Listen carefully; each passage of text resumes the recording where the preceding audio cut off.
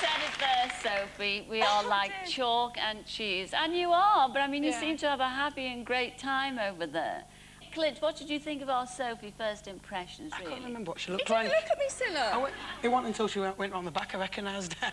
I was just too excited that I'd been picked. Scylla, he went round the back and he didn't know who he was going on a date with. But I mean, it started off really great, though. I mean, you did the most romantic thing. It was wonderful, sending her flowers. Yeah. You were chuffed by that. You were driven to tears. I opened the door and there were a bunch of flowers and I thought, oh, it must be from the hotel. And then I read this little card and just went, I knew that I'd pick the good bloke. She did. I mean, we had a laugh in the airport, didn't we? There was a bin. Well, I thought it was a table and it was actually a bin. And I put my big cup of coffee on this bin and it just slipped and it went straight in.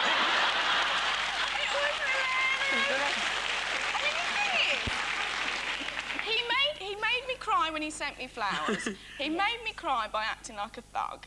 To be honest, Scylla, it's a good job we're not going to get married because I would spend the rest of my life in tears. But I mean, what about when you phoned your dad up about sending the flowers to Sophie? And your dad said, what have you done that for? You haven't even snogged her yet. And how could you, there you are in New York, how could you give Sophie the shirt to wash? And then complain that there wasn't any starch in it? He said to me... My mum, when she irons my shirt, she always puts starch in it. Stops the creases coming in. Well, I mean, obviously, all women should do ironing. It's a job. Kitchen. I tell you what, Scylla, I do nothing but iron day and night. I did it out of the goodness of my heart, and I hung it on his door. And then when I saw him for dinner, I said, oh, is your shirt all right, Clint? And he went, oh, there's a few creases in it. I said, any starch on it? I was just like, didn't even know what starch was. Didn't even know. What a typical woman. I'm a 90s girl, Clint. Yes. Would you say you were a 90s man, or are you in a time warp, Clint? I don't know where I am. Now, Clint, on last week's show, you said that you were once arrested for kissing a couple of coppers, you know, when you went a bit wild at the weekend in Hull. Yeah. And they arrested you, and you said you'd never, ever want to go out with a copper. And here's our Sophie, she's a copper. How do you feel about that? Well, I still haven't kissed one. Well, the last time you got arrested. Yeah. But you said you'd love to take Sophie up to Hull and introduce her. I would. I'd like to show her about I think if Clint kissed me, I think he'd probably feel like he was kissing a school teacher, to be honest. But I'd definitely like to go up and see, because he just never, ever stopped talking about Hull. So I'd like to go and see what it's all talking about. But you were threatening all through the date. You were constantly embarrassing her, so Sophie said. He was threatening to do something in the middle of New York. Yeah, we were on the subway going to wherever we were going for the day, which was the shopping day.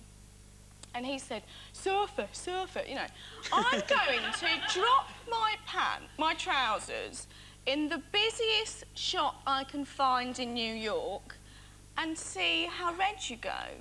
And show his pants off. Do you know why I didn't do it? Why? There weren't enough people about. There's enough here tonight, and live on telly. I'm going to do it.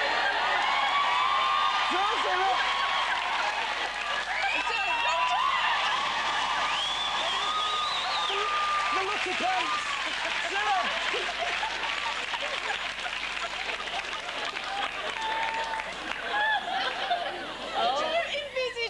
Relationship with him. I was just going to say, so... It's a lovely bum, are you going to see each other again?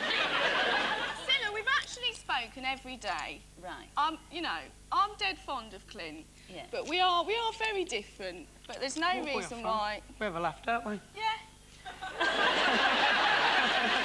You might want to kill me now and then. I think, Clint, everybody at home, and certainly everybody in our audience loves you. And not forgetting you, Sophie.